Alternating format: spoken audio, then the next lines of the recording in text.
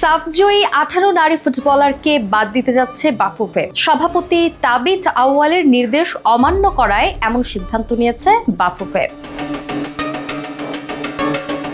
মূলত coach Peter বাটলারের পদত্যাগের দাবিতে অনড় থেকে বিদ্রোহ করছিলেন সাফজয়ী 18 নারী ফুটবলার। এমন অবস্থায় যুক্তরাজ্য থেকে ফিরে গত 6 ফেব্রুয়ারি রাতে 18 জন খেলোয়াড়ের সঙ্গে দেখা করেন বাফুফের সভাপতি। সেখানে তিনি প্রত্যেকের সঙ্গে কথা বলেন এবং শনিবার থেকে প্রশিক্ষণে যোগ দেওয়ার জন্য তাদেরকে রাজি করানোর চেষ্টা করেন। তবে খেলোয়াড়রা প্রধান কোচ পিটার বাটলারকে সরানোর দাবিতে অনড় ছিলেন এবং রবিবার পর্যন্ত ক্যাম্পে যোগ দিতে অস্বীকার করেন। ফলে মীমাংসার আশা ক্ষীণ হয়ে যাওয়ায় তাদেরকে বাদ দেওয়ার সিদ্ধান্ত নেয় বাফুফে।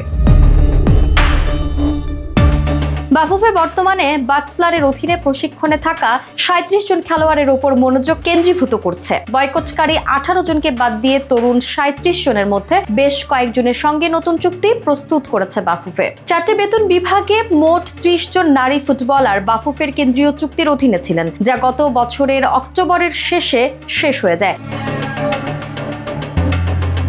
সেই 30 জনের মধ্যে বর্তমানে মাত্র 12 জন বাফুফের প্রশিক্ষণ শিবিরে রয়েছেন, যেখানে প্রশিক্ষণে থাকা বাকি 25 জনের বেশিরভাগই বয়সভিত্তিক দল থেকে তারা চুক্তির বাইরে। অবশ্য তাদের থেকে সরে এসে আসন্ন সংযুক্ত আরব আমিরাত সফর নিয়ে ভাবছে বাংলাদেশ ফুটবল ফেডারেশন।